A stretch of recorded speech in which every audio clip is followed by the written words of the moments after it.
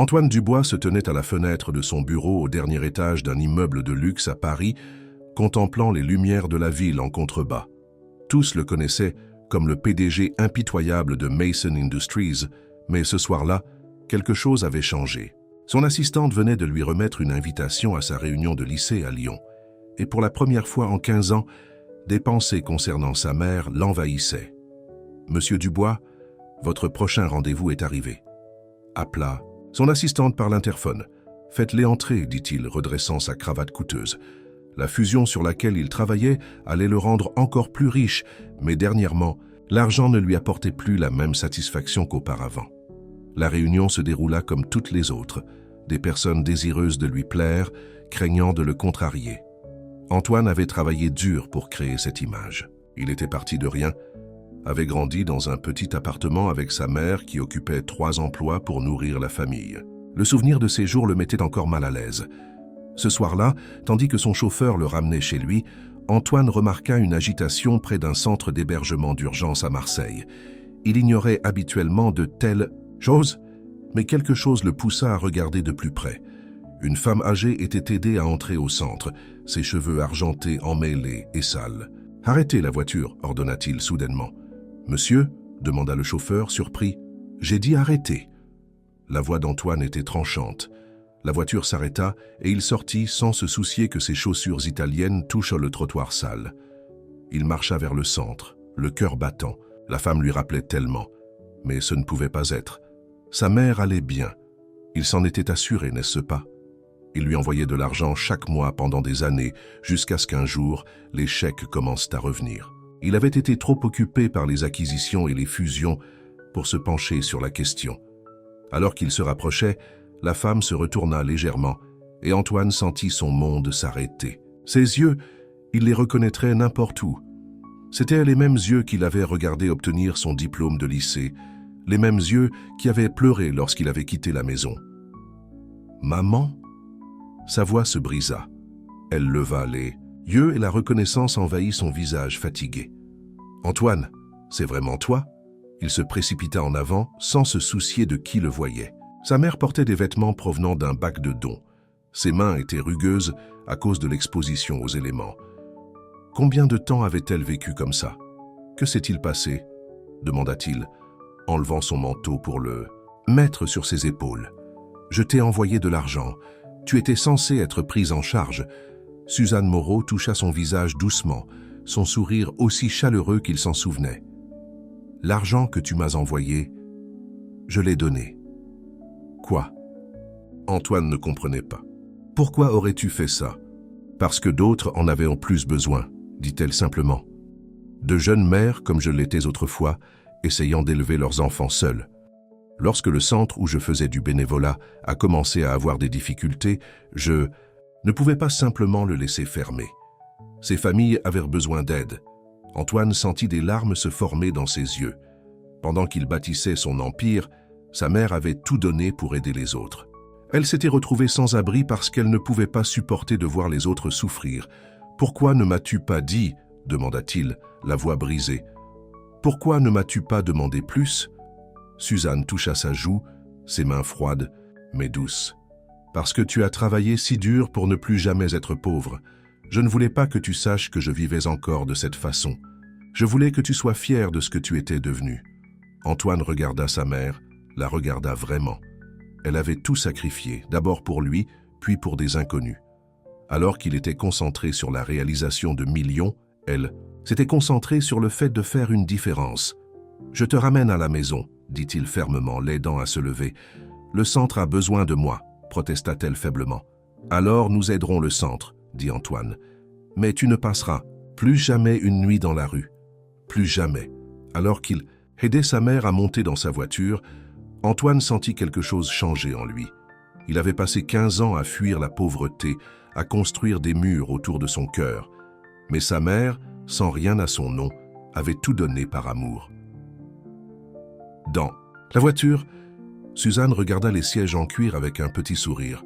« Tu t'es bien débrouillé. » Antoine prit sa main, remarquant à quel point elle était devenue mince. « Je croyais que je l'avais fait. Mais c'est toi qui es riche, maman. Tu as un cœur d'or et moi, j'avais oublié ce que c'était.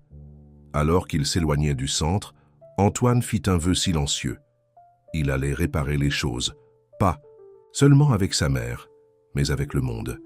Il avait l'argent et le pouvoir d'apporter de véritables changements, d'aider les gens comme sa mère le faisait depuis toujours. Son téléphone bourdonnait de messages concernant la fusion, les réunions et les contrats. Pour la première fois depuis des années, Antoine les ignora tous. Ce soir-là, il avait trouvé quelque chose de beaucoup plus précieux que n'importe quel accord commercial. Il avait retrouvé sa mère et avec elle, la partie de lui-même, qu'il avait perdue en cours de route. Le trajet jusqu'au bureau d'Antoine au dernier étage d'un immeuble de luxe à Paris fut silencieux. Suzanne continua à regarder par la fenêtre, les mains soigneusement croisées sur ses genoux malgré ses vêtements usés. Antoine ne pouvait pas cesser de la regarder de peur qu'elle ne disparaisse s'il détournait les yeux trop longtemps. « Ton immeuble est si grand », dit Suzanne alors qu'ils arrivaient à l'entrée. « Tu as toujours eu de grands rêves. » Les yeux du concierge s'écarquillèrent lorsqu'il les vit, mais un regard noir d'Antoine l'empêcha de dire quoi que ce soit. Dans l'ascenseur, Antoine remarqua comment sa mère essayait de se tenir droite malgré son épuisement évident.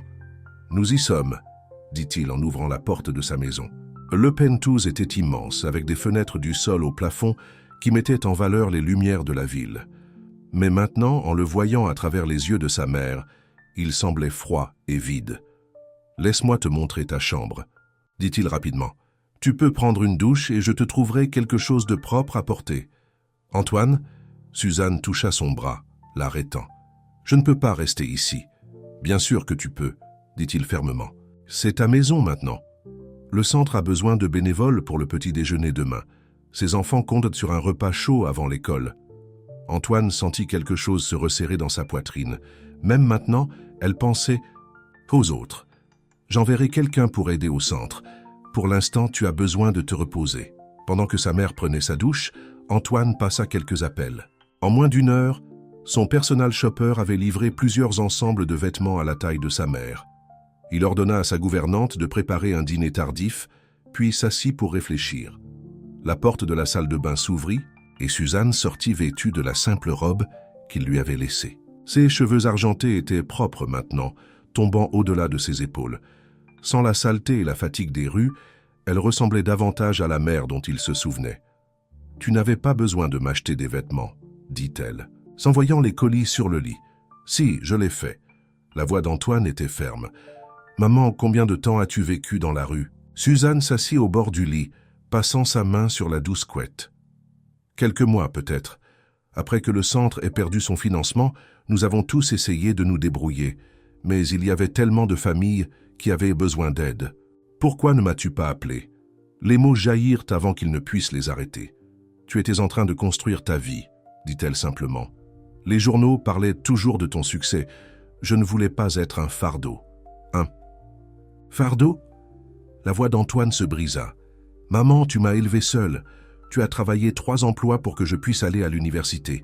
Comment pourrais-tu jamais être un fardeau? »« C'était mon rôle en tant que ta mère, » dit-elle en souriant doucement.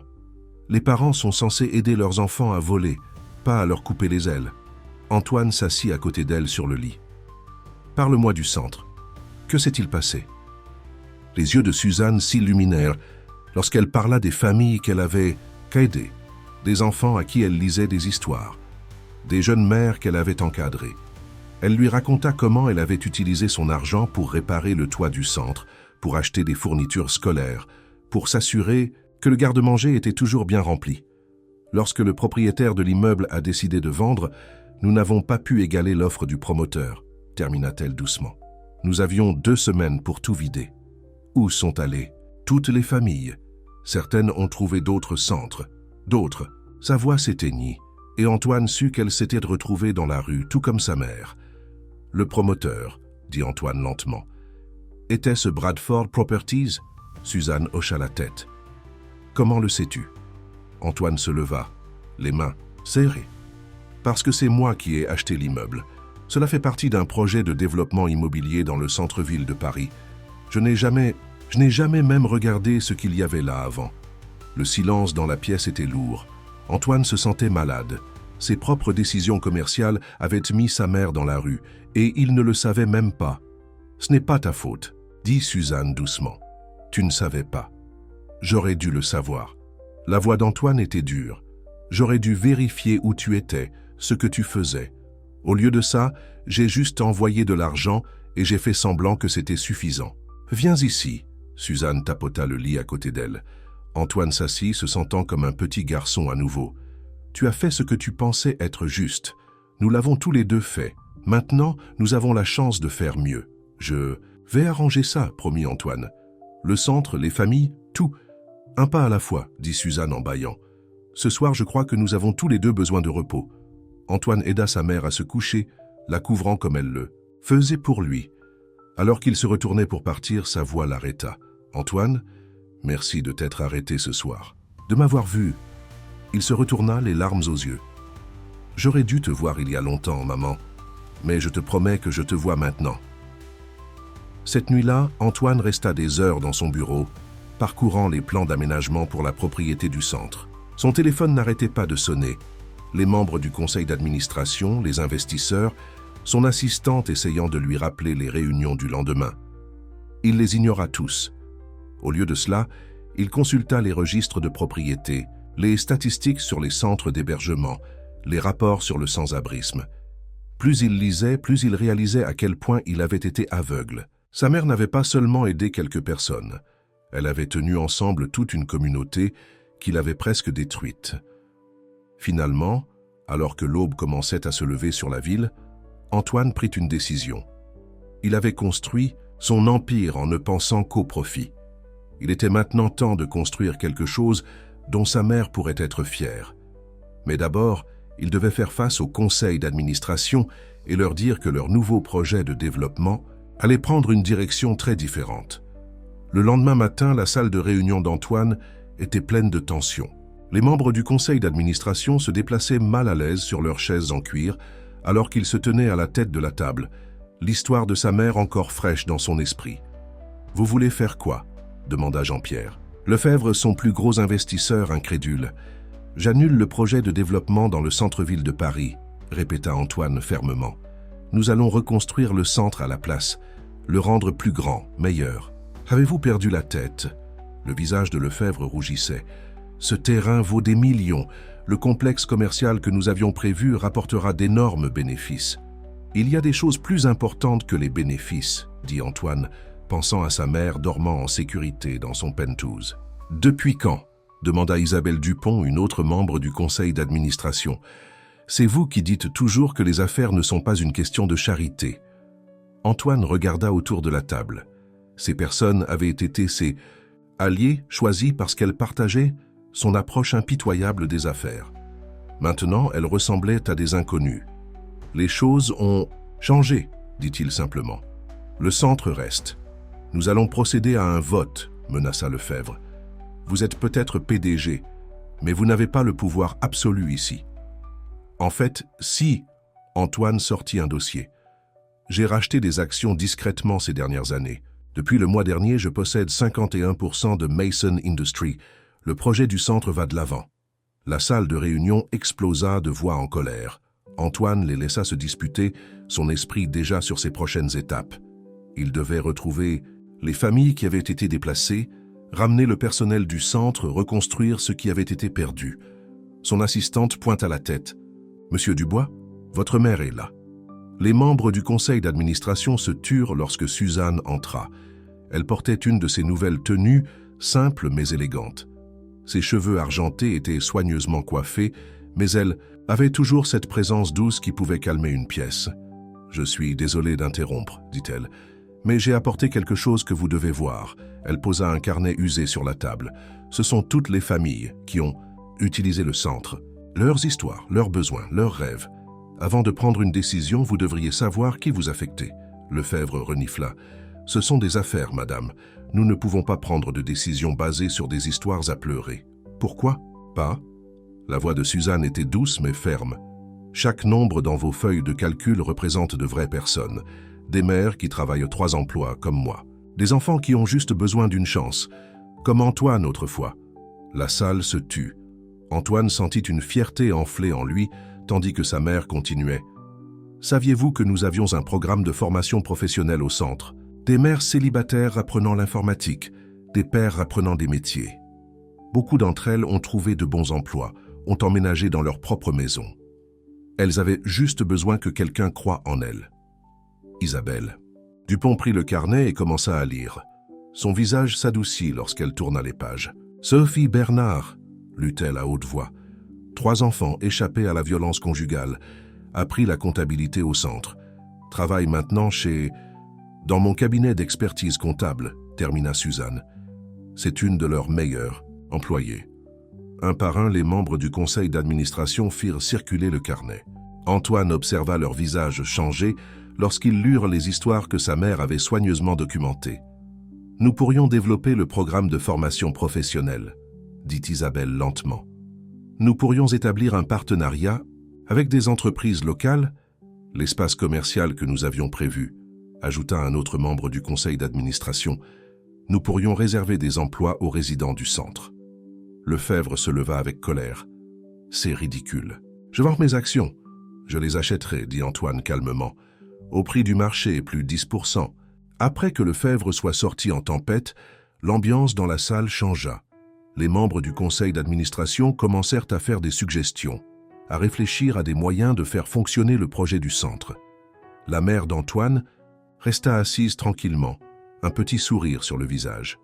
Plus tard, dans son bureau, Antoine trouva sa mère regardant la ville. « Tu n'avais pas besoin de venir aujourd'hui, dit-il. »« Si, je l'ai fait. » Elle se retourna pour le faire face. « Tu avais besoin de te souvenir pourquoi nous faisons ça. » Les membres du conseil d'administration qui sont restés sont en fait enthousiastes à propos du projet maintenant. Parce que tu les as laissés voir les gens derrière les chiffres, dit Suzanne. Tout comme tu avais besoin de me voir pour te souvenir de ce qui compte vraiment. Antoine prit sa mère dans ses bras, respirant le parfum familier de son parfum, l'un des petits luxes qu'il avait insisté pour qu'elle accepte. « Nous devons retrouver tout le monde, dit-il. Toutes les familles qui ont été déplacées, les ramener. Nous le ferons, promit Suzanne. Mais d'abord, tu dois venir avec moi. Pour servir le petit déjeuner au centre d'hébergement où je suis resté, il est temps que tu rencontres les personnes que tu vas aider. » Antoine regarda son emploi du temps pour la journée. Réunion, conférence téléphonique, déjeuner, d'affaires. « Donnez-moi 5 minutes pour me changer, » dit-il, prenant son téléphone pour libérer son agenda. Ce matin-là, Antoine Dubois, PDG de Mason Industries, servit le petit déjeuner à des familles sans abri. Il apprit leurs noms, entendit leurs histoires et vit de ses propres yeux ce que sa mère essayait de lui dire depuis toujours. Et dans cette humble salle à manger du centre d'hébergement, portant un tablier et servant des crêpes, il se sentit plus accompli que jamais dans sa salle de réunion. La matinée passée au centre d'hébergement changea tout pour Antoine. Alors qu'il servait le petit déjeuner aux côtés de sa mère, il rencontra Sophie Bernard, la femme qui avait appris la comptabilité grâce au programme du centre d'hébergement. Ses 3 enfants étaient assis à proximité, faisant leurs devoirs avant l'école. « Madame Moreau était mon ange », dit Sophie à Antoine, les yeux remplis de larmes. « Quand je suis arrivée ici, je n'avais rien, pas d'emploi, pas d'espoir. Elle ne m'a pas seulement donné de la nourriture et un abri, elle m'a donné un avenir. » Antoine regarda sa mère se déplacer le long de la file du petit déjeuner, connaissant le nom de chacun, se renseignant sur les entretiens d'embauche et les contrôles scolaires. Elle était plus à l'aise ici qu'elle ne l'avait jamais été, dans son bureau au dernier étage d'un immeuble de luxe à Paris. « Votre mère, » continua Sophie, « elle a utilisé son propre argent pour payer mes cours de comptabilité. Elle a dit que ça venait de son fils, mais je sais maintenant que c'était son choix de m'aider. » La révélation frappa Antoine de plein fouet. Sa mère n'avait pas seulement donné son argent, elle avait fait en sorte que tout le monde pensait que ça venait de lui. Elle avait protégé sa réputation même en vivant dans la rue. Plus tard ce matin-là, un jeune homme s'approcha d'Antoine. Il avait l'air d'avoir une vingtaine d'années, portant des vêtements propres mais usés. « Je suis Thomas Martin », dit-il nerveusement. « Votre mère, elle m'a aidé à obtenir mon diplôme du baccalauréat l'année dernière. Elle a dit que son fils serait fier de voir un autre jeune homme faire des études. » D'autres histoires ont émergé tout au long de la journée. Une femme âgée qui avait besoin de médicaments qu'elle ne pouvait pas se permettre. Une famille dont la voiture était tombée en panne, les empêchant d'aller travailler. Chaque fois, Suzanne avait aidé, disant toujours que l'argent venait de son fils Prosper. « Maman », Antoine l'appela à part, « pourquoi as-tu dit à tout le monde que je les aidais ?» Suzanne redressa son tablier d'un geste maternel. « Parce que je connaissais l'homme que tu pouvais devenir. Je devais juste te laisser le temps de le trouver toi-même. » Cet après-midi-là, Antoine convoqua une réunion d'urgence, non pas dans son bureau, mais dans la salle à manger du centre d'hébergement. Les membres du conseil d'administration étaient assis à des tables en plastique, aux côtés des résidents du centre d'hébergement, écoutant leurs histoires de première main. « Nous n'allons pas seulement reconstruire l'ancien centre d'hébergement, » annonça Antoine. « Nous allons créer quelque chose de nouveau. Un endroit qui ne fournit pas seulement des lits et des repas, mais de véritables opportunités de changement. » Il dévoila ses nouveaux plans. Le projet comprendrait des logements sociaux, un centre de formation professionnelle, une garderie et des espaces pour les petites entreprises gérées par les diplômés du centre d'hébergement comme Sophie. « Ce n'est pas de la charité, » expliqua-t-il. Aux membres de son conseil d'administration. « C'est un investissement dans le potentiel humain. Chaque personne ici a quelque chose à offrir. Elle a juste besoin d'une chance pour le prouver. » Isabelle Dupont, qui était restée silencieuse tout l'après-midi, prit soudainement la parole. « Ma mère était aussi une mère célibataire, » dit-elle doucement. « Nous n'avons jamais été sans abri, mais nous nous sommes approchés plusieurs fois. Je veux diriger le programme de formation professionnelle. » D'autres membres du conseil d'administration ont commencé à offrir leur expertise. Une enseignante retraitée a proposé de superviser les programmes d'éducation. Un propriétaire d'entreprise locale a promis de fournir des stages. En observant tout cela, Suzanne serra la main de son fils. « Tu vois, tout le monde a du bien dans son cœur. Parfois, ils ont juste besoin de la permission de le montrer. » Ce soir-là, alors qu'Antoine ramenait sa mère chez elle, elle demanda à s'arrêter près de son ancien lieu près du centre d'hébergement. « Pourquoi ?» demanda-t-il, inquiet qu'elle songe à retourner. « Parce que, » dit-elle avec un sourire doux, « il y a encore d'autres personnes qui ont besoin d'aide. Nous ne pouvons pas les oublier. » Ils trouvèrent 3 personnes blotties dans une ruelle, une jeune femme et ses 2 jeunes enfants.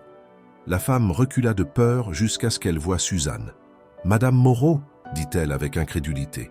« Nous pensions que vous étiez partie. »« Sarah » dit Suzanne chaleureusement, en embrassant la jeune femme. « Je t'ai dit que je reviendrais. Voici mon fils, Antoine.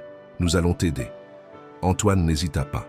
En moins d'1 heure, Sarah et ses enfants étaient installés dans une suite d'hôtels, avec la promesse d'une place dans le nouveau programme du centre d'hébergement. « Vous êtes vraiment le fils de Madame Moreau ?» demanda Sarah alors qu'il les installait. « Elle a toujours dit que vous aviez le cœur bon. »« J'apprends, » répondit Antoine, regardant sa mère coucher les enfants au lit. « J'apprends auprès de la meilleure. » Ce soir-là, de retour au bureau au dernier étage d'un immeuble de luxe à Paris, Antoine trouva sa mère dans la cuisine en train de préparer du chocolat chaud, comme elle le faisait quand il était petit. « Tu as passé une sacrée journée, » dit-elle en lui faisant glisser une tasse. « J'y ai réfléchi, » dit-il en se réchauffant les mains autour de la tasse. « La société possède des propriétés dans tout le pays. Oui, chacune pourrait avoir un programme comme celui-ci. Nous pourrions aider les gens partout, pas seulement ici. » Les yeux de Suzanne se remplirent de larmes. « Ça ressemble à mon fils, celui que j'ai toujours su que tu pouvais être. J'ai perdu tellement de temps, » dit Antoine avec regret. « Toutes ces années à courir après l'argent alors que j'aurais pu faire ça. »« Rien n'est perdu si tu en tires des leçons, » dit sa mère sagement. « Tu devais construire ton succès pour pouvoir aider les autres à trouver le leur. » Alors qu'ils étaient assis à boire du chocolat chaud, Antoine commença à faire des plans. Demain, ils commenceraient à examiner d'autres propriétés, d'autres villes où ils pourraient étendre leur programme. Mais ce soir, il voulait juste rester avec sa mère, rattrapant le temps perdu. Dehors, les lumières de la ville brillaient, et quelque part dans une chambre d'hôtel confortable, une famille dormait en sécurité, parce que 2 personnes, une mère et un fils, s'étaient souvenus de ce qui importait vraiment dans la vie. La nouvelle du projet de centre d'hébergement d'Antoine Dubois s'est rapidement répandue dans le monde des affaires. Tout le monde n'était pas content. Jean-Pierre Lefebvre, le membre du conseil d'administration qui était sorti en tempête, travaillait maintenant activement contre eux. « Dubois a perdu la tête », a déclaré Lefebvre aux journalistes. « Il jette des millions aux sans-abri alors que ses actionnaires méritent de meilleurs rendements. » Antoine était dans son bureau en train d'examiner les plans du nouveau centre d'hébergement lorsque son assistante s'est précipitée. « Monsieur, vous devez voir ça. » Elle lui tendit une tablette montrant Lefebvre aux informations du matin. « J'ai déposé une plainte d'actionnaire, » disait Lefebvre. Les sentiments personnels de Dubois concernant sa mère sans abri affectent son jugement d'affaires. Les actionnaires méritent une protection. Les mains d'Antoine se sont serrées sur la tablette. Il s'attendait à une opposition, mais faire intervenir sa mère était un coup bas. « Ne regarde pas ces ordures », dit Suzanne de l'embrasure de la porte. Elle avait pris l'habitude de rendre visite au bureau régulièrement, apportant une touche humaine à l'environnement d'entreprise. « Il est juste en colère parce que tu lui as prouvé qu'il avait tort. Il essaie d'arrêter le projet, maman. Il a obtenu le soutien de quelques petits actionnaires. Alors nous riposterons, dit simplement Suzanne. Elle sortit son carnet usé. Tu te souviens de Sophie? Elle a organisé tous les diplômés du centre d'hébergement. Ils veulent raconter leurs histoires. Cet après-midi-là, Antoine a organisé une conférence de presse. Mais au lieu de se défendre, il a laissé les autres parler.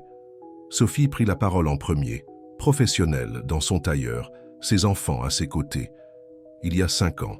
« Je fuyais un mari violent avec 3 enfants et nulle part où aller », a-t-elle déclaré aux caméras. « Le centre d'hébergement nous a sauvés. Le programme de Madame Moreau m'a donné une formation professionnelle. Aujourd'hui, je suis expert comptable. Certifié. Mes enfants sont dans de bonnes écoles. Nous possédons notre appartement. » Thomas Martin, le jeune homme qui a obtenu son diplôme du baccalauréat, a ensuite pris la parole. « J'étais un lycéen décrocheur vivant dans la rue. Maintenant, je suis à l'IUT. Je travaille à temps partiel et je suis bénévole au centre d'hébergement. C'est ce que ce programme fait. Il donne aux gens une chance de changer leur vie. » D'autres histoires à succès ont suivi. Sarah, la jeune mère qu'ils avaient trouvée dans la ruelle, a parlé de sa première semaine dans le logement temporaire. « Mes enfants sont en sécurité, » a-t-elle déclaré en pleurant. « Ils sont au chaud et nourris. J'ai un entretien d'embauche demain. Ce n'est pas une aumône, c'est de l'espoir. » La couverture médiatique a changé. Au lieu de remettre en question le jugement d'affaires d'Antoine, les journalistes ont commencé à se concentrer sur les histoires de réussite du programme.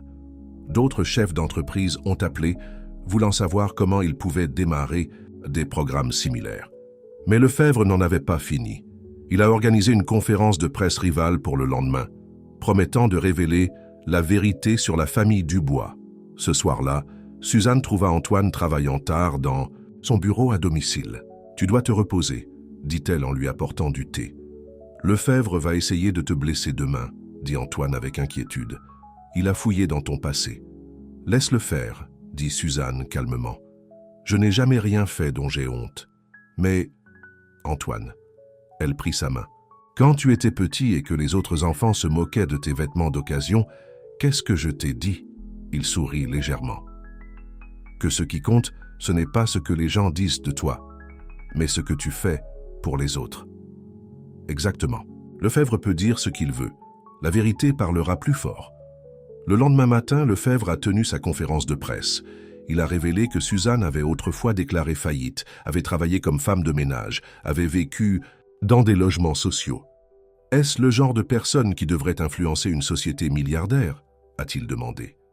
La réponse n'était pas celle à laquelle il s'attendait.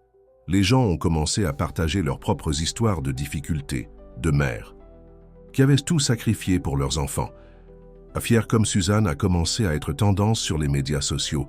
Le téléphone d'Antoine a sonné, c'était Isabelle Dupont. « Allume la télévision », a-t-elle dit. « Chaîne 7. » Il a trouvé la chaîne juste à temps pour voir Sophie Bernard debout sur un podium, entourée d'autres diplômés du centre d'hébergement. « Oui, Suzanne Moreau a travaillé comme femme de ménage », disait Sophie. Elle a occupé 3 emplois pour faire étudier son fils à l'université. Et quand elle a eu de l'argent, elle l'a donné pour aider les autres. Si cela est censé nous faire penser moins bien d'elle, vous ne comprenez pas ce qu'est la vraie richesse. Les caméras se sont tournées vers Lefebvre, qui perdait son sang-froid. « C'est une affaire d'affaires », a-t-il crié. « De bénéfices ?» « Non », a dit une voix douce. Suzanne était arrivée à la conférence de presse. « C'est une affaire de personnes. Chaque nombre dans vos feuilles de calcul est un être humain. Chaque marge bénéficiaire représente la vie de quelqu'un. » Elle s'est dirigée vers le podium, sa dignité simple contrastant fortement avec le visage rouge de colère de Lefebvre. « Oui, j'étais pauvre », a-t-elle dit clairement. « Oui, j'ai fait des emplois pénibles. Oui, j'ai déclaré faillite une fois, parce que j'ai choisi de payer les études de mon fils au lieu de mes propres factures. Et oui, quand j'ai eu de l'argent, je l'ai donné. Parce que c'est ce que vous faites lorsque vous comprenez que la vraie richesse ne dépend pas de ce que vous avez, mais de ce que vous partagez. La salle a éclaté en applaudissements. Lefebvre est sorti en trombe, son attaque se retournant complètement contre lui. Plus tard, ce jour-là, Antoine a reçu des appels d'actionnaires importants. Au lieu de s'opposer au projet de centre d'hébergement, il voulait augmenter son financement. D'autres entreprises ont commencé à contacter pour démarrer leur propre programme. « Tu vois ?» dit Suzanne alors qu'ils regardèrent les nouvelles du soir ensemble. Parfois, ce qui ressemble à une attaque est en réalité une occasion de montrer aux gens une meilleure voie. Antoine a serré sa mère dans ses bras. « Je t'aime, maman. Je suis désolé de t'avoir jamais oublié ce que tu m'as appris. »« Tu n'as jamais oublié, » a-t-elle dit doucement. « Tu avais juste besoin d'un rappel. Maintenant, et si on allait ?» Servir le dîner au centre d'hébergement? Les enfants de Sarah attendent leur heure du compte. Alors qu'ils se rendaient au centre d'hébergement, Antoine réalisa quelque chose d'important. En essayant de les détruire, Lefebvre avait en fait rendu leur message plus fort. Parfois, pensa-t-il, en regardant sa mère saluer les résidents, du centre d'hébergement avec des accolades chaleureuses, la meilleure vengeance est simplement de faire le bien et de laisser le monde voir pourquoi cela compte. La défaite de la plainte de Lefebvre a attiré une attention inattendue sur le projet de centre d'hébergement. Des équipes de télévision de tout le pays voulaient interviewer Suzanne et Antoine. Mais Suzanne avait d'autres priorités. « La fille de Sophie Laval est malade », a-t-elle dit à Antoine un matin en filant son manteau. « J'ai promis de surveiller ses autres enfants pendant qu'elle emmène le bébé chez le médecin. » Antoine leva les yeux de son ordinateur portable.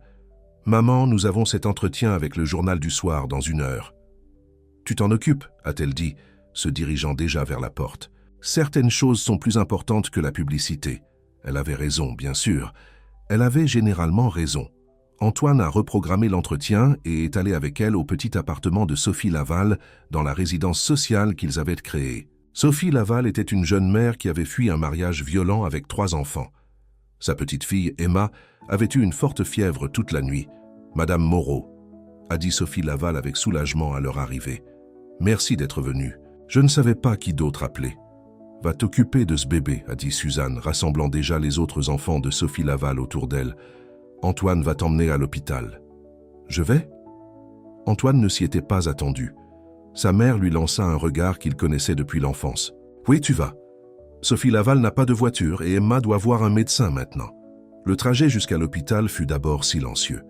Sophie Laval tenait son bébé fébrile près d'elle, l'inquiétude gravée sur son visage. « Je ne peux pas me permettre les urgences », a-t-elle murmuré. « Ne t'inquiète pas pour ça », a dit Antoine fermement. « Je vais m'en occuper. » À l'hôpital, Antoine a vu de ses propres yeux ce que sa mère essayait de lui dire sur le système de santé. L'attente était longue, les formulaires étaient confus, et tout le monde voulait d'abord des informations d'assurance maladie. « Je paie en espèces », a dit Antoine à l'infirmière d'admission. « Et nous devons voir un médecin maintenant. » 4 heures plus tard, la fièvre d'Emma était tombée et elle avait des antibiotiques pour son otite. Mais Antoine n'arrêtait pas de penser à toutes les autres familles qui n'avaient personne pour les aider. « Maman !» a-t-il dit ce soir-là, la trouvant en train de faire de la soupe dans la cuisine de son bureau au dernier étage d'un immeuble de luxe à Paris. « Nous devons ajouter quelque chose au projet du centre d'hébergement. »« Ah bon ?» ?»« Une clinique de santé. Des soins gratuits pour les familles qui en ont besoin. » Suzanne sourit en remuant la soupe. « Je me demandais quand tu y penserais. »« Tu savais ? Je savais que tu verrais le besoin une fois que tu l'aurais expérimenté toi-même. C'est pourquoi je t'ai envoyé avec Sophie Laval aujourd'hui. » Antoine secoua la tête, émerveillé par la sagesse de sa mère. « Tu as planifié ça. »« Je planifie beaucoup de choses, » a-t-elle dit avec un clin d'œil. « Maintenant, apporte cette soupe chez Sophie Laval. Ses autres enfants auront faim. » Les quelques semaines qui suivirent furent un tourbillon d'activités. Antoine travailla avec les hôpitaux de Paris pour mettre en place la clinique. Isabelle Dupont découvrit que sa sœur était pédiatre et cherchait un moyen plus significatif d'exercer la médecine. « Le système de santé d'entreprise », expliqua Isabelle Dupont. « Elle veut aider les personnes qui en ont vraiment besoin. » La clinique a commencé modestement. Seulement 2 salles d'examen dans un espace de bureau converti. Mais le bouche à oreille a rapidement fonctionné. Des familles qui n'avaient pas vu de médecin depuis des années ont enfin reçu des soins médicaux. Les enfants ont reçu des vaccinations et des examens médicaux. Les femmes enceintes ont bénéficié de soins prénataux. Un soir, Antoine trouva sa mère assise avec une jeune femme dans la salle d'attente de la clinique. « Voici Lisa », dit Suzanne Moreau. « Elle sera notre première étudiante infirmière. » Antoine sembla confus. « Raconte-lui ton histoire », encouragea Suzanne Moreau. Lisa se tordit les mains nerveusement. « J'étais aide-soignante avant que mon mari ne perde son emploi et que nous perdions notre maison. Madame Moreau dit... Elle dit que vous pourriez m'aider à terminer mes études d'infirmière. »« Maman ?» Antoine leva un sourcil. « Nous avons besoin d'infirmières pour la clinique, » dit Suzanne Moreau pragmatiquement. « Lisa a besoin d'une chance de terminer ses études. C'est parfaitement logique. » Et d'une certaine manière, ça l'était. En quelques mois, ils avaient mis en place un programme. Les personnes du centre d'hébergement qui avaient une expérience ou un intérêt médical pouvaient se former pour travailler à la clinique. Ils ont fourni une garderie, des horaires flexibles et des bourses complètes. « Vous construisez plus qu'une clinique », dit le docteur Annelise Bernard, la sœur d'Isabelle Dupont, à Antoine. « Vous construisez une communauté de soignants qui comprennent exactement ce que vivent nos patients. » L'impact s'est étendu au-delà des soins de santé. Voir Lisa travailler pour obtenir son diplôme d'infirmière a inspiré d'autres personnes au centre d'hébergement à rêver plus grand. Sophie Bernard a commencé à enseigner la comptabilité de base à d'autres résidents. Thomas Martin a donné des cours particuliers aux enfants après ses cours à l'université. « C'est comme un effet boule de neige », dit Antoine à sa mère un soir. Ils prenaient leur chocolat chaud du soir habituel, une tradition qu'il avait appris à chérir. Chaque personne que nous aidons continue d'aider les autres. C'est comme ça que le vrai changement se produit. « To », dit Suzanne Moreau. Pas de haut en bas, mais de l'intérieur. Les gens ont juste besoin de savoir que quelqu'un croit en eux. Comme vous avez cru en moi, dit Antoine doucement. Je n'ai jamais cessé de croire en toi, répondit-elle. Même lorsque tu as oublié de croire en toi-même. Le lendemain matin, Antoine convoqua une réunion avec son équipe de développement. Les plans du nouveau complexe d'hébergement étaient bons, mais ils devaient être plus grands. Nous avons besoin de plus d'espace pour les salles de classe, leur dit-il. Une véritable aile médicale, pas seulement une clinique, et des logements pour les étudiants de nos programmes de formation. Cela va coûter beaucoup plus cher, a prévenu son chef de projet. Antoine a pensé au bébé malade de Sophie Laval, au rêve de Lisa de devenir infirmière, à toutes les personnes qui attendaient toujours leur chance. Certaines choses valent chaque centime, dit-il, faisant écho à la sagesse de sa mère. Maintenant, faisons-le. Ce soir-là, en traversant le centre d'hébergement temporaire, Antoine vit Lisa étudier ses manuels d'infirmière, tandis que ses enfants faisaient leurs devoirs à côté d'elle. Dans la cuisine, Sophie Bernard expliquait les bases ce budget à un groupe de résidents. Thomas Martin lisait à des enfants de Sophie Laval tandis qu'elle se reposait avec le bébé Emma. « Vous avez créé quelque chose de magnifique ici », dit Suzanne Moreau apparaissant à côté de lui. « Nous l'avons créé », la corrigea Antoine, « et nous ne faisons que commencer. » En regardant toutes ces vies transformées, Antoine réalisa que sa mère lui avait appris la leçon d'affaire la plus précieuse de toutes. La vraie richesse se multiplie lorsqu'on la partage, et les meilleurs investissements sont ceux que l'on fait dans les gens. Le succès du projet du centre d'hébergement avait changé Antoine. D'une manière qu'il n'avait jamais imaginée, il souriait plus, riait plus facilement et trouvait de la joie dans les moments simples avec sa mère et leur famille grandissante du centre d'hébergement. Mais la vie réservait encore plus de surprises. Cela a commencé un mardi pluvieux lorsque le docteur Annelise Bernard, la sœur d'Isabelle Dupont, est entrée en courant dans son bureau au dernier étage d'un immeuble de luxe à Paris sans frapper. « Nous avons besoin de vous à la clinique », dit-elle à bout de souffle. « Maintenant ». Antoine la suivit sans hésitation. À la clinique, il trouva le chaos. Un tuyau avait éclaté au plafond, inondant 2 salles d'examen et la salle d'attente.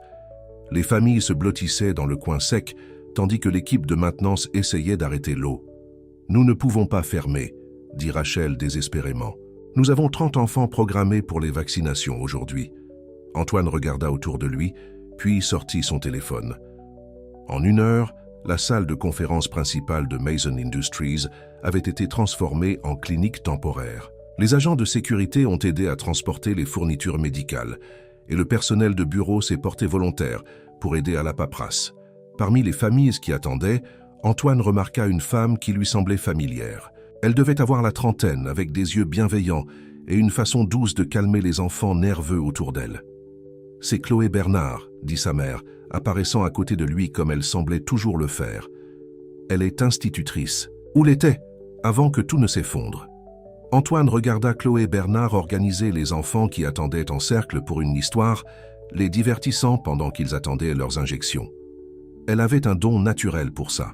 Elle a perdu son emploi lorsque son école a réduit ses financements, continua Suzanne Moreau, puis son appartement. Elle est au centre d'hébergement depuis 2 semaines, mais elle passe toujours chaque jour à aider les autres. Plus tard, lorsque la crise de la clinique fut résolue, Antoine trouva Chloé Bernard en train de nettoyer la salle de conférence. « Vous n'avez pas besoin de faire ça, dit-il. Nous avons du personnel de nettoyage. Tout le monde devrait aider là où il le peut, répondit-elle simplement. Puis elle le regarda correctement pour la première fois et quelque chose passa entre eux, une étincelle de reconnaissance, de compréhension. « Vous êtes le fils de Madame Moreau, dit-elle doucement. Elle parle de vous tout le temps. De bonnes choses, j'espère. Elle dit que vous avez le cœur bon. Je commence à comprendre ce qu'elle veut dire. » Ce soir-là, Antoine n'arrêtait pas de penser à Chloé Bernard. Il trouva sa mère à leur place habituelle dans la cuisine. « Dis-moi plus sur Chloé Bernard », essaya-t-il de dire de manière décontractée. Suzanne Moreau cacha son sourire derrière sa tasse de chocolat chaud. Elle a un master en éducation, spécialisé dans le travail avec les enfants ayant des difficultés d'apprentissage. Le nouveau centre d'hébergement aura un centre d'apprentissage, médita Antoine. Nous aurons besoin d'enseignants qualifiés. Oui, nous en aurons besoin, acquiesça Suzanne Moreau, les yeux scintillants. Peut-être devriez-vous en discuter avec elle. Au dîner, peut-être ? Maman. Quoi ? Je ne fais que penser à l'éducation des enfants, mais il y avait plus à gérer que la romance potentielle. L'éclatement du tuyau à la clinique avait révélé un problème plus important. Leurs installations temporaires n'étaient pas adaptées au nombre croissant de personnes qu'ils aidaient. Nous devons accélérer la construction du nouveau bâtiment, dit Antoine à son équipe. L'hiver arrive et nous ne pouvons pas risquer d'autres pannes dans l'espace temporaire. Le chef de chantier avait l'air inquiet. Nous travaillons déjà aussi vite que possible. À moins que quoi ? À moins que vous ne soyez prêts à payer pour des triples équipes. Cela coûterait beaucoup plus cher, mais nous pourrions avoir le bâtiment principal prêt avant l'hiver. Antoine n'hésita pas. Faites-le. Cette décision a signifié de plus longues heures et plus de travail pour tout le monde. Antoine se retrouva quotidiennement sur le chantier de construction, supervisant les progrès. Souvent, il y trouvait aussi Chloé Bernard, offrant des suggestions sur la disposition des salles de classe et des espaces d'apprentissage. « La bibliothèque devrait être orientée vers l'est », lui dit-elle un jour. « La lumière du matin est idéale pour la lecture. Vous y avez beaucoup réfléchi, dit-il, admirant sa passion. « Votre mère m'a encouragé à rêver grand, répondit-elle. « Ah, elle a dit que si je pouvais l'imaginer, vous pouviez le construire. » Antoine rit. « Elle est une excellente entremetteuse, n'est-ce pas ?» Chloé Bernard rougit légèrement. « Elle vous aime beaucoup. Elle veut juste que vous soyez heureux. »« Je suis heureux, » réalisa Antoine. « Plus heureux que je ne l'ai jamais été. » Leurs conversations sont devenues un événement quotidien. Chloé Bernard partageait ses idées pour le centre d'apprentissage et Antoine se retrouva de plus en plus impatient de leur conversation. Un soir, il trouva sa mère en train de regarder de vieilles photos dans sa chambre. « Qu'est-ce que c'est ?» demanda-t-il. Elle tenait une photo décolorée. Elle montrait une Suzanne Moreau beaucoup plus jeune tenant un petit garçon, Antoine, vers l'âge de 5 ans. « Tu aidais ton institutrice de maternelle ce jour-là. Souvint-elle, tu es rentré à la maison tellement excité de faire une différence. » Antoine s'assit à côté d'elle. « J'avais oublié ça. Tu as toujours eu le cœur bon, » dit-elle doucement. « Tu t'es juste perdu pendant un moment, mais maintenant tu retrouves ton chemin. » Avec beaucoup d'aide, ajouta-t-il, la serrant dans ses bras. En parlant d'aide, dit innocemment Suzanne Moreau, Chloé Bernard a mentionné qu'elle n'était jamais allée à ce petit restaurant italien près de l'immeuble à Paris. « Maman, je dis juste qu'elle travaille très dur. Elle mérite un bon dîner. » C'est au restaurant. Antoine secoua la tête, riant. Mais le lendemain, il se retrouva à inviter Chloé Bernard à dîner. Son sourire lorsqu'elle dit oui fit battre son cœur plus vite. « Souviens-toi juste, » lui dit sa mère plus tard, « le vrai amour naît de la gentillesse et de la compréhension. Tu as appris à être à nouveau gentil. Le reste suivra naturellement. » En regardant la communauté grandissante du centre d'hébergement, Lisa étudiant les soins infirmiers, Sophie Bernard enseignant la comptabilité, Thomas Martin donnant des cours particuliers aux enfants et Chloé Bernard planifiant une école qui changerait des vies, Antoine réalisa que sa mère lui avait donné plus que sa vie. Elle lui avait donné une chance de faire partie de quelque chose de plus grand que lui. Et peut-être, juste peut-être, elle l'avait aussi aidé à trouver quelqu'un avec qui le partager. Le premier dîner d'Antoine avec Chloé Bernard a tout changé. Ils ont parlé pendant des heures au petit restaurant italien, partageant des histoires sur leur vie et leurs rêves. Chloé Bernard lui a raconté ses années d'enseignement, ses yeux s'illuminant lorsqu'elle décrivait comment elle aidait les élèves en difficulté à réussir. « Il y avait ce garçon », dit-elle en roulant des pâtes sur sa fourchette. « Tout le monde avait abandonné. Mais je savais qu'il avait juste besoin de quelqu'un qui croit en lui. » À la fin de l'année, il lisait au niveau de sa classe.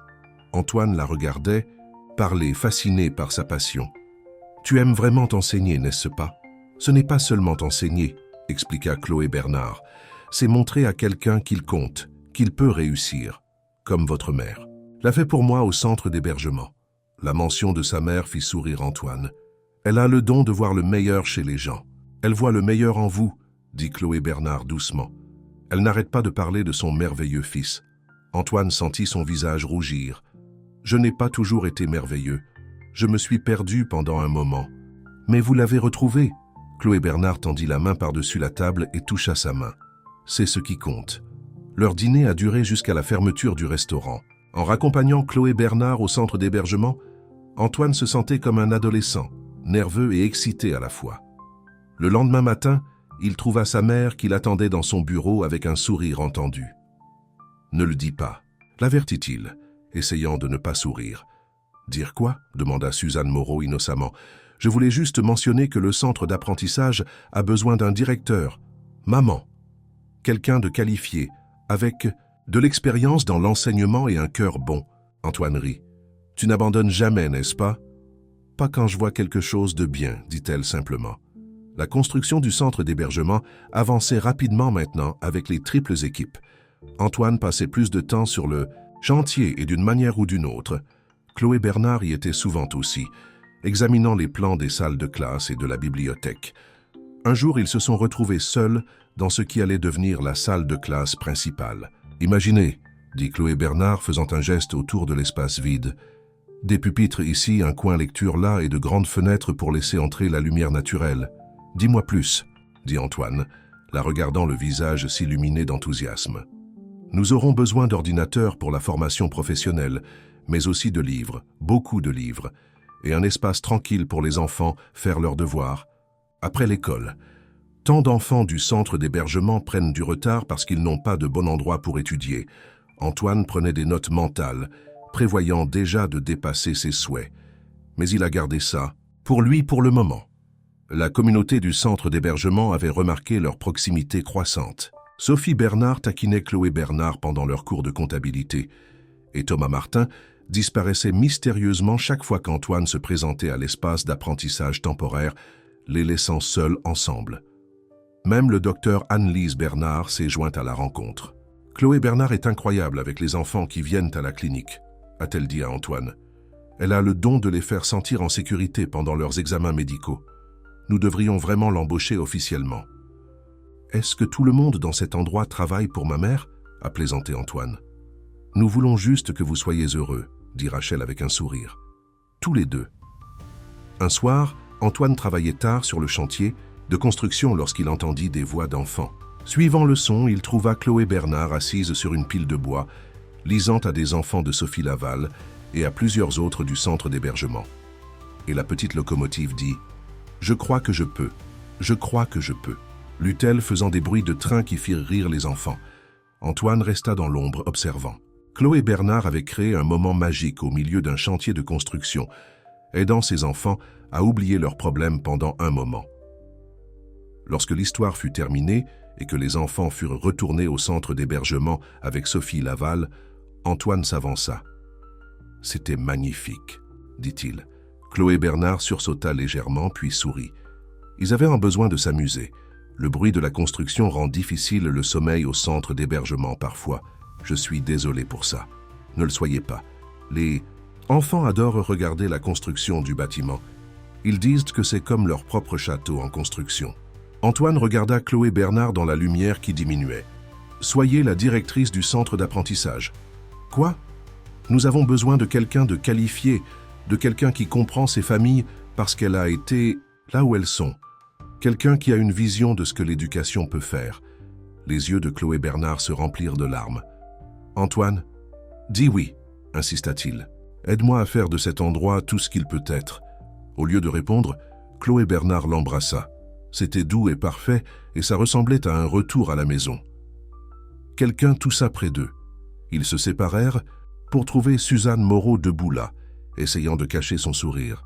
« Les enfants demandent une autre histoire, Chloé Bernard, » dit-elle. « Mais je peux leur dire que vous êtes occupée ?»« Non, non, je vais venir, » dit rapidement Chloé Bernard, rougissant. Elle passa rapidement devant Suzanne Moreau, qui fit définitivement un clin d'œil à son fils. « Pas un mot, maman, » avertit Antoine, mais il souriait. « Je n'ai rien dit, » répondit Suzanne Moreau, « mais elle vous fait sourire. Je ne vous ai pas vu sourire comme ça depuis des années. » Antoine serra sa mère dans ses bras. « Merci. » « Pourquoi ? Pour m'avoir aidé à retrouver mon chemin vers ce que je suis censé être. Pour avoir créé cette communauté qui a amené Chloé Bernard dans ma vie. Pour tout. » Suzanne Moreau lui tapa la joue. « Sois juste heureux, mon fils. C'est tout ce que j'ai toujours voulu. » Plus tard dans la nuit, Antoine se tenait sur le chantier de construction vide, imaginant l'avenir. Des salles de classe pleines d'apprentissage, une clinique soignant les corps et les esprits, des maisons où les familles pourraient reconstruire leur vie, le genre d'amour que sa mère lui avait montré, le genre d'amour qu'il apprenait à partager avec Chloé, le genre d'amour qui pouvait changer le monde d'une personne à la fois. L'hiver arriva tôt cette année, apportant un froid glacial et de fortes chutes de neige. Les équipes de construction travaillèrent malgré les tempêtes, s'efforçant de terminer le bâtiment principal avant Noël. Antoine passa chaque instant libre sur le chantier, inquiet pour les familles, toujours hébergées dans la résidence sociale. Un matin particulièrement froid, il arriva pour trouver Chloé déjà là, servant du chocolat chaud aux ouvriers. « Il travaille aussi dur », expliqua-t-elle en lui tendant une tasse. « J'ai pensé qu'il méritait quelque chose de chaud. » Antoine prit une gorgée et sourit. « Ça a le goût de la recette de ta mère », termina Chloé. « Elle m'a appris à la faire comme tu l'aimes. » La regardant dans son manteau chaud, les joues roses à cause du froid, Antoine sentit son cœur se gonfler. Avant qu'il ne puisse rien dire, son téléphone sonna. C'était la responsable du centre d'hébergement, appelant avec de mauvaises nouvelles. « Le système de chauffage est défaillant, » rapporta-t-elle. « Nous avons des radiateurs d'appoint en marche, mais l'électricité ne peut pas supporter beaucoup plus. » Antoine se précipita au centre d'hébergement d'urgence, trouvant sa mère déjà là, organisant les gens dans la salle communautaire où il faisait le plus chaud. « Nous devons déplacer tout le monde, » dit-il, voyant son souffle dans l'air. « Froid. Maintenant. Mais où ?» demanda Suzanne. « Le nouveau bâtiment n'est pas prêt. » Antoine prit une décision rapide. « Les bureaux de Mason Industries. Nous avons 3 étages vides depuis que nous avons regroupé les services. En quelques heures, un convoi d'autobus transportait les résidents du centre d'hébergement vers les bureaux de la société. Antoine observa les salles de conférence se transformer en dortoirs, les salles de repos en salles à manger, et ses employés travaillaient aux côtés des résidents du centre pour que tout cela se réalise. « Tes membres du conseil d'administration n'aimeront pas ça, » avertit Chloé en aidant à installer les lits de camp. « Ils apprécieront encore moins les tuyaux gelés et les procès, » répondit Antoine. Mais il savait qu'elle avait raison. Il y aurait des plaintes. Il ne s'attendait pas à ce que ces plaintes viennent de Jean-Pierre Lefebvre. Son vieil ennemi avait été silencieux ces derniers temps, mais maintenant, il se présenta dans le hall d'entrée, l'air dégoûté. « C'est un siège social, pas un centre d'hébergement d'urgence, » railla Jean-Pierre, regardant les familles transporter leurs affaires dans le hall. « Ces gens ont besoin d'aide, » dit Antoine fermement. « Le bâtiment est chauffé et spacieux, c'est tout ce qui compte. »« Tu vas le regretter, » menaça Jean-Pierre en sortant en trombe. Ce soir-là, alors que tout le monde s'installait dans ses quartiers temporaires, Antoine trouva sa mère dans ce qui avait été la salle à manger de direction, devenue maintenant une cuisine commune. « Regarde ça !» dit-elle fièrement, faisant un geste autour de la pièce. L'espace avait été transformé. Des familles étaient assises aux tables élégantes, partageant des repas et des histoires. Les enfants faisaient leurs devoirs dans des fauteuils en cuir confortables, tandis que les parents assistaient à des sessions de formation professionnelle dans des salles de conférences high-tech. Lisa, maintenant bien engagée dans son programme d'études infirmières, avait installé un poste de premier soin dans un coin. Sophie utilisait le centre d'affaires pour enseigner les compétences informatiques. Thomas avait organisé un groupe d'études dans la bibliothèque. C'est mieux que le centre d'hébergement, réalisa Antoine. Ils ont tout ce dont ils ont besoin ici. Chloé apparut à côté de lui, portant un enfant endormi. Sophie travaille. Tard à son nouveau travail, expliqua-t-elle. Je garde Emma pour elle. Antoine regarda Chloé avec le bébé endormi et sentit quelque chose se mettre en place dans son cœur. C'était ce qui importait. Non pas les bureaux de direction ou les marges bénéficiaires, mais les gens qui aident les gens. « Marie-moi » dit-il soudainement. Les yeux de Chloé s'écarquillèrent. Emma remua légèrement, mais ne se réveilla pas. Antoine commença. « Chloé, je suis sérieux, continua-t-il. Je t'aime. J'aime la façon dont tu t'occupes de tout le monde, la façon dont tu vois le meilleur chez les gens, la façon dont tu as contribué à rendre tout cela possible. Marie-moi et aide-moi à faire encore mieux. »« Dis oui !» appela Suzanne de l'autre côté de la pièce, ne faisant même pas semblant de n'avoir pas écouté. Chloé rit doucement, faisant attention de ne pas réveiller Emma. « Oui !» murmura-t-elle. « Bien sûr, oui !» La pièce éclata en acclamations. Apparemment, tout le monde avait écouté. Sophie arriva juste à ce moment-là, vint chercher Emma et fondit en larmes de joie en entendant la nouvelle. Mais leur célébration fut de courte durée. Jean-Pierre était allé voir les médias, dépeignant Antoine comme un PDG irresponsable qui transformait un bien immobilier précieux en un taudis. Les gros titres du lendemain étaient brutaux. Mason Industries, géant de l'entreprise ou géant de l'hébergement. Les actionnaires remettent en question le jugement de Mason une fois de plus. Des bureaux d'entreprise deviennent un logement. Pour sans-abri, Antoine était dans son bureau à gérer des appels en colère lorsque Isabelle Dupont entra en courant. « Tu dois voir ça », dit-elle en allumant la télévision. Jean-Pierre tenait une autre conférence de presse, mais cette fois-ci, il n'était pas seul. Derrière lui se tenaient plusieurs visages familiers, des résidents du centre d'hébergement qu'Antoine avait aidé. « Ces personnes vous diront la vérité sur Antoine Dubois », annonça Jean-Pierre avec suffisance. Mais ensuite, quelque chose d'inattendu se produisit. Sophie Bernard s'approcha du micro. « Vous voulez la vérité ?» dit-elle clairement. « La vérité est qu'Antoine Dubois et sa mère m'ont sauvé la vie. Ils m'ont donné à moi et à mes enfants un toit quand nous n'avions rien. Ils m'ont aidé à obtenir une formation et un emploi. Maintenant, je possède ma propre maison et mes enfants s'épanouissent. » Un par un, les résidents du centre d'hébergement se sont avancés pour raconter leurs histoires. Thomas a parlé de l'obtention de son diplôme du baccalauréat et du début de ses études universitaires. Sophie a parlé de son nouvel emploi et du rétablissement d'Emma. Lisa a discuté de ses études infirmières. Jean-Pierre a essayé de les arrêter. Mais les caméras ont continué à filmer, alors que personne après personne témoignait de la façon dont le programme d'hébergement de Mason Industries avait changé leur vie. De retour dans son bureau, Antoine regardait avec étonnement le plan de Jean-Pierre se retourner spectaculairement contre lui. Son téléphone a recommencé à sonner, mais maintenant, c'étaient des sympathisants qui appelaient pour aider. « Nous devrions faire ça dans toutes les villes », a déclaré un PDG. « Montrez-nous comment. » Chloé le trouva encore à son bureau tard dans la nuit. « Tu as l'air fatigué », dit-elle en lui massant les épaules. « Fatigué, mais bien fatigué », répondit-il en l'attirant sur ses genoux. « Heureux et fatigué. Ta mère est déjà en train de planifier notre mariage, lui dit-elle en riant. Elle veut le faire dans le nouveau bâtiment du centre d'hébergement quand il sera terminé. Antoine sourit. Parfait. Nous pouvons tout célébrer à la fois. Les nouveaux départs, les nouvelles vies, le nouvel amour. En regardant par la fenêtre de son bureau les lumières de la ville, Antoine réfléchit à tout ce qui avait changé. Son bureau d'entreprise était devenu un centre d'hébergement temporaire. Ses priorités commerciales avaient complètement changé et son cœur s'était ouvert de manière inattendue.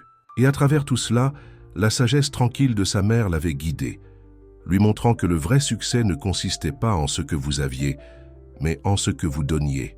« À quoi penses-tu » demanda Chloé doucement. « À la façon dont parfois il faut tout perdre pour trouver ce qui compte vraiment. » répondit-il en la serrant fort dans ses bras. Dans la salle à manger, transformée en dessous, Suzanne regardait les familles se préparer pour le coucher, le cœur rempli de joie. Son fils avait enfin trouvé son chemin vers la maison, non pas vers un lieu, mais vers la personne qu'il était toujours destiné à être.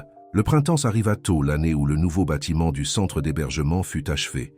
Le soleil du matin scintillait sur la peinture fraîche et les nouvelles fenêtres, alors qu'Antoine se tenait dans la cour, absorbant tout cela.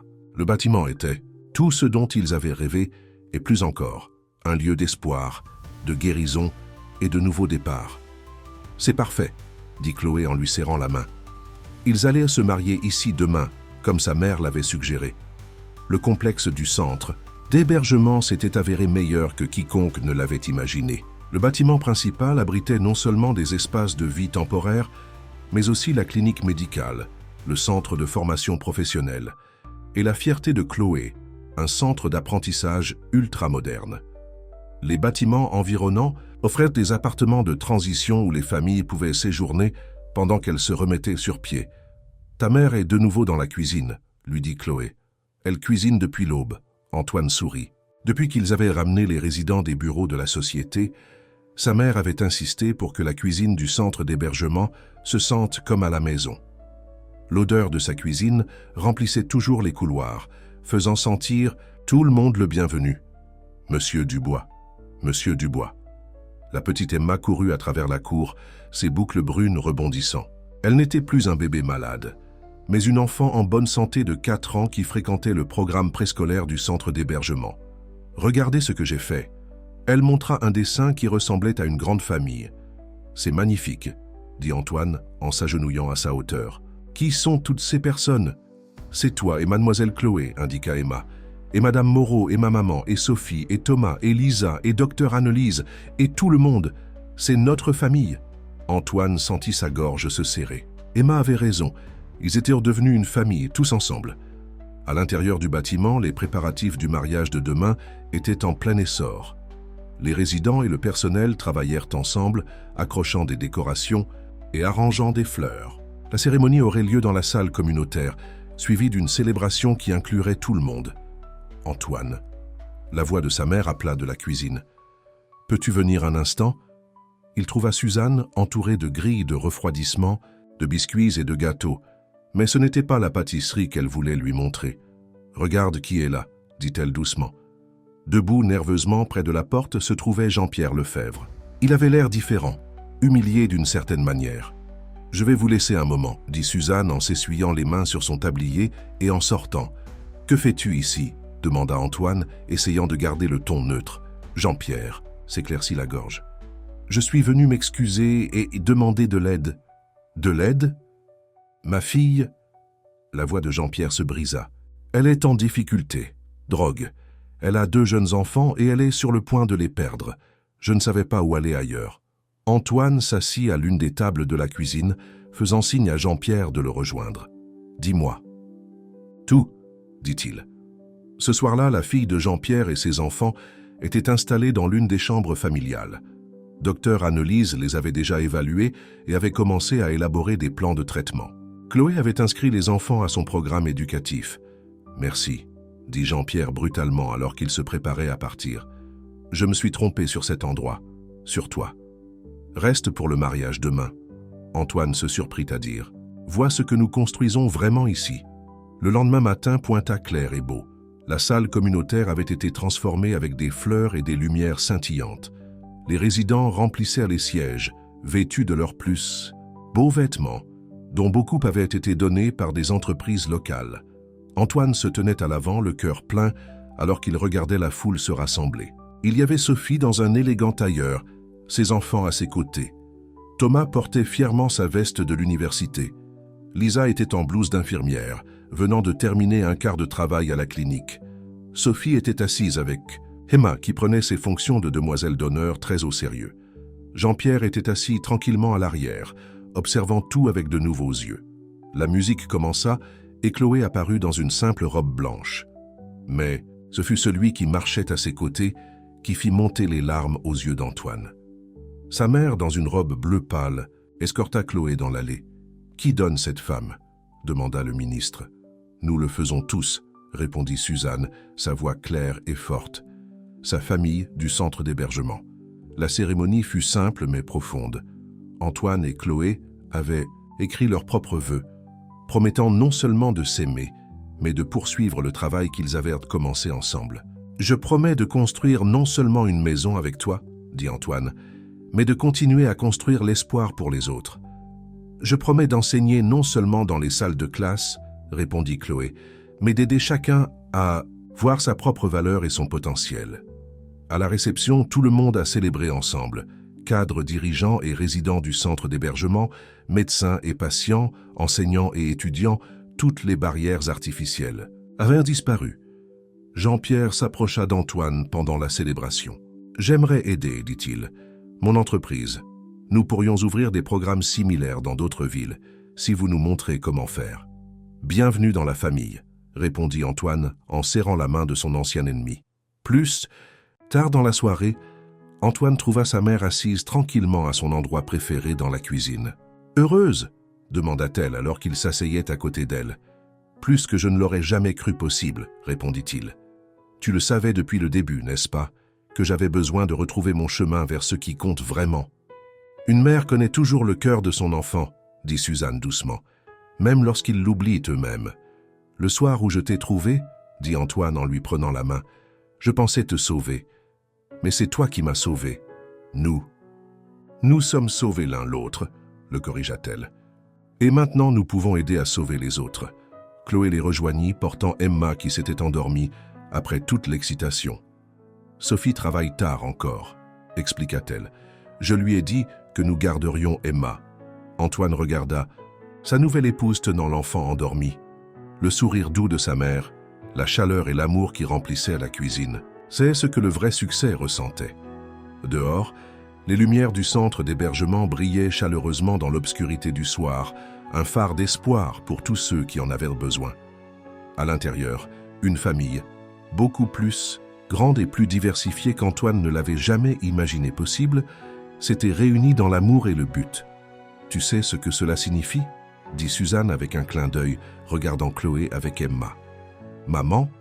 avertit Antoine, mais il souriait. « Nous venons juste de nous marier aujourd'hui.